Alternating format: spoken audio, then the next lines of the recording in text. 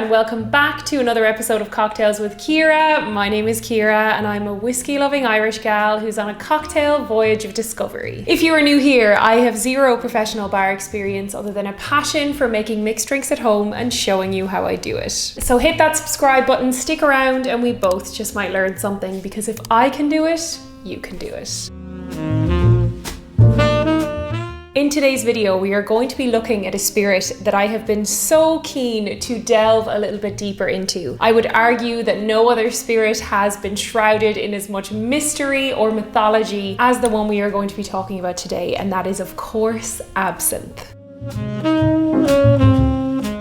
Arguably one of the most controversial and, in my opinion, interesting spirits out there. Absinthe has always been shrouded in some sort of mystery, and the drink itself is often deemed dangerous and forbidden. Absinthe is a spirit that I myself have tried many times before, and I've always really enjoyed its strong, herby, licoricey taste. It's just such an interesting flavor, and it is very, very powerful. However, I must admit, I really didn't know all that much about the spirit's history, and it was only through delving deeper into it and separating the fact from the fiction that you understand how interesting this spirit actually is. So before we get into the history of absinthe and I show you how to correctly prepare it at home, I would like to take a second to tell you about my Patreon. It is not only a great way of supporting my channel, but you can also have access to exclusive content. You can join in on my monthly live streams with my Patreon community, and you can see the footage that is just too tipsy for YouTube. You can guarantee I'll be filming one right after this video. Now let's get into the history of absinthe.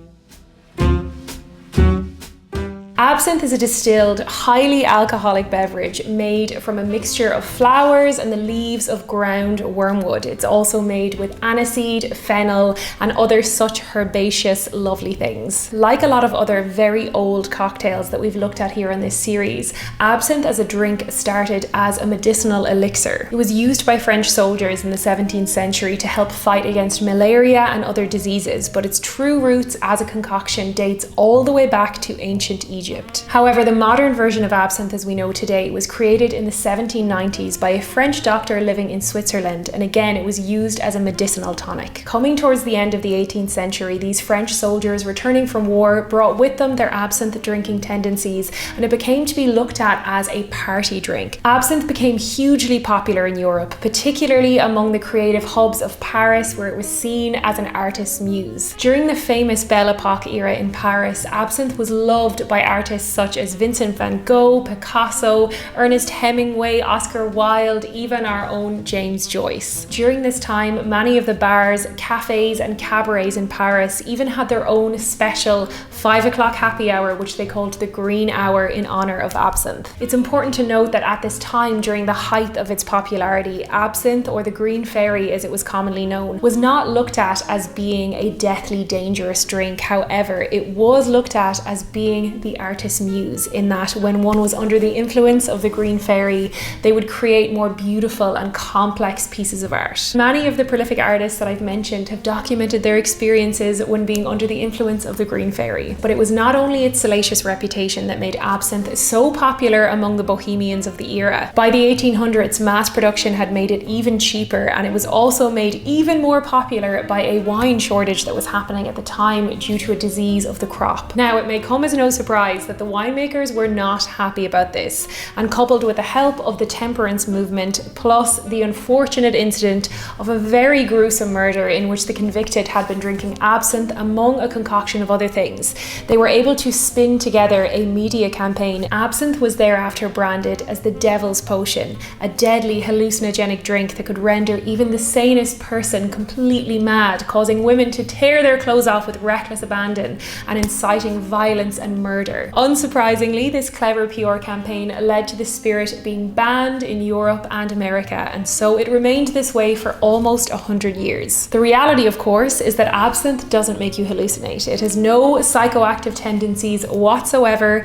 and it has since been proven as such. But thankfully, with the wonders of modern science allowing us to separate fact from fiction, the ban was eventually lifted around the 1990s, although America didn't actually legalize it until 2008. 2007. But it was not until the 2000s that the first new version of absinthe as we knew it was created. It was by a French company and it was called Le Fee or Le Fée, which means the fairy. So now that I've given you a very brief version of the complicated history of absinthe, let's go ahead and look at the ingredients for the drink that we're going to be making today. So rather than drinking this potent spirit straight or in a shot, which I admit I have done many times before and may do so again, the traditional way to drink absinthe is to mix it with ice cold water and some sugar. There is a traditional method that is called louching or loaching. It is a French word, so I imagine louche is probably right, but it involves a special glass, which I've picked up for the occasion, and it also involves an absinthe spoon, which is this very jazzy looking thing, which I've also picked up for the occasion. Naturally, the most important ingredient in this drink is going to be the absinthe. So I picked up a bottle of Le Fée. I have tried a little bit of it straight. It's actually really nice. I've always liked the strong aniseedy, licoricey taste of absinthe, but I'm very excited to try it in this method because I have never drank it mixed with water and sugar before. So that's going to be a first for me today. So now that I've taken you through all the ingredients and I have done more than enough talking, let's go ahead and actually make this drink. Okay, I'm going to start by giving my absinthe a nice sniff. Smells so good. I'm just going to pour out a tiny bit of it straight just to get a little bit of the flavor. It's like dribbling down my chin. Stunning. The heat off that. You don't necessarily need to have this glass to do it. You just want to fill up a certain amount. So with these glasses, there will be a chamber at the bottom so we can pour in our absinthe. Now we go ahead and grab our jazzy absinthe spoon. We rest that gently on the top of the glass and then we can pop our sugar cube on top. So apparently for the louche method, you want to use very cold or ice cold water, and I have had this sitting in the freezer. So this is technically meant to be done via a slow dripping method. You can purchase one of those interesting little fountains that just drips down through the sugar cube. I don't really have one of those, so I'm just going to try and really carefully pour it and see how we get on. Oh, here we go.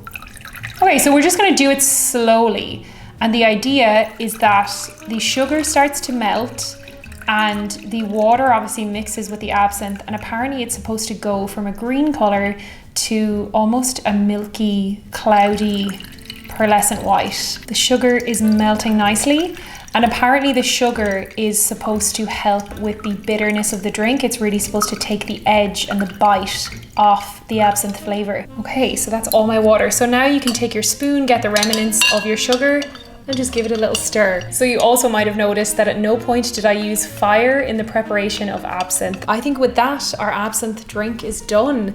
Like I said, I have never tried it in this traditional way before. I'm very, very curious to see what it tastes like, if it softens it, if it harshens it, if there's a whole different type of flavor profile going on, we shall see. So if you will join me over on my cocktail drinking chair, let's try it.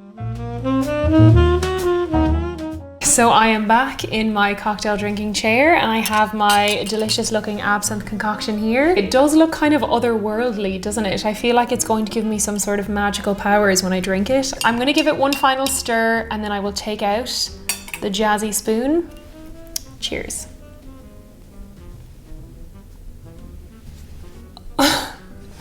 Oh, it's lovely. My goodness, it is so mild. Wow. It really reminds me of some sort of after dinner drink that you would have. It really tastes nothing like a straight shot of absinthe. You can still get the hints of all the flavors there and the depth and, like I said, that gorgeous licoriciness to it, but it's so easy to drink. Wow. Now, don't get me wrong, I would imagine that this is deceptively potent. I would say that after a few of these, you would be well on your way. So it's now that time in the video where I get to sit back, enjoy my drink, and answer some questions from my Patreon community. So I have a question here from Sam Gabriel, and Sam asks, hello there. Hello, Sam. He says, love your videos. What unique liquors do you want to try but haven't been able to get your hands on? Sam, far be it from me to play the small fiddle, but I have to be honest, between the COVID restrictions that we currently have here in Ireland and also the whole Brexit situation, it has made sourcing certain types of alcohol extremely difficult. I do try to source some things online, but it can be tricky. However, recently at my patrons' request, I have set up an Amazon wish list, and that is full of lots of different types of weird and wonderful spirits, bourbons, whiskies. So I often get people asking, can they send me a particular bottle? But the way the post system works here and the restrictions with bringing in certain things makes it incredibly difficult. However, by using an Amazon wish list function, you can bypass all of that. So that is linked in the description below if you'd like to check it out. So there you have it, my very first time trying absinthe in the traditional way in which it should be drank. I am so impressed. I think it would be such a fabulous after dinner drink, and I will definitely be making this again. If you are someone who enjoys drinking absinthe at home, I would love to know, do you prepare it in this way? Is there another way that you make it? I would love to know if there are different ways that I can use this spirit or different cocktails that I can include it in, because I have heard that there are some great ones that include absinthe. If you liked this video and you'd like to see more easy cocktails that you can make at home, I will link a playlist up here. And if you have not already, then be sure to subscribe to my channel. I post new videos every single week, and I would love to have you back for more. Thank you so much for watching, and I will see you on my next one. Cheers!